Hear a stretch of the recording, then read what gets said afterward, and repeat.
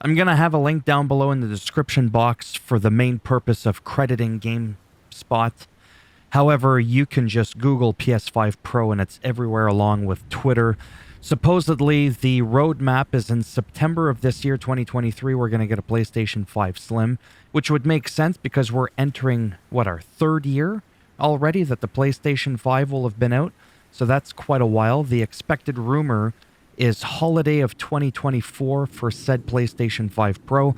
Only one article said that it could be out as early as June of this year. I highly freaking doubt that. And if we look at practically every other generation of PlayStation, there's usually always a Slim. I think it was the PlayStation 3 that started that whole thing. Don't quote me on that. I don't really remember. And then if we look here, supposedly these are some of the specs that it's going to come out with, thanks to Zubitech.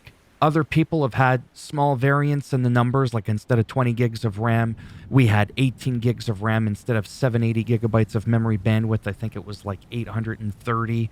So it was like very like on par still. Okay, so it just kind of gives you like a gist of what is going on. So let's just get into the article. And as well, the main purpose of the PS5 Pro, because some people have been asking what would the point be when the PlayStation 5 is already pretty good.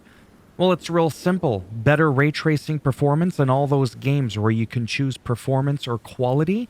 You would essentially, I would assume, be able to play those quality games at 60 FPS. Okay, so let's get into the article to make the video a little bit longer. Here we go. The PS5 has been out for just a little less than 3 years, but a higher spec version may already be in development. A new report from Insider Gaming claims that a hypothetical PS5 Pro is already in the works, and that Sony is targeting a late 2024 release window. Like the PS4 Pro, this PS5 Pro would have better specs than the base console, allowing for better visuals and performance. Alongside its own unnamed sources, the report cites a recent patent filed by PlayStation console architect Mark Cerny that looks to boost the performance of ray tracing technology as a possible reason for the PS5 Pro. It's also claimed that the next generation of PlayStation consoles, the PS6, will not be released until at least 2028. The report itself notes that the logic of this PS5 Pro is very much up for debate given the recent chip shortages, limiting supply of the console until recently, which things have been flourishing and have been better. It's also unclear to what extent developers have pushed the limits of the existing PS5 hardware, as most PS5 games have released on the PS4 as well. This isn't the first time that an Insider Gaming report has claimed information about a new PS5 hardware.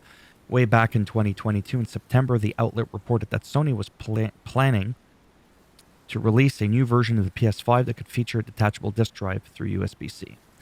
Yeah, so for me, the debate is real simple. It's like the Xbox Series X, which I also have as well. The performance is fantastic, and when I play, let's say, Forza Horizon 5, and I have it on quality mode, right, with the better visual fidelity, it's locked at 30 FPS. So if you had like an Xbox Series X Pro or PS5 Pro, again, it would allow, I would like to think, okay, this I'm pulling right out of my ass, okay? Don't quote me on this. I mean, you can quote me on it, but take it with a grain of salt. Actually, pepper, I don't like salt. I would like to think that a Pro of either console would make all graphic settings that were running at 30 FPS be 60 FPS, and performance mode would now be 120. Huh? Think about it. It would make sense. Anyhow, that's all I have to say on this. Let me know down below what you think. Thumbs up if you liked the video. Thumbs down if you didn't like it. And maybe I'll see some of you next time. Bye for now.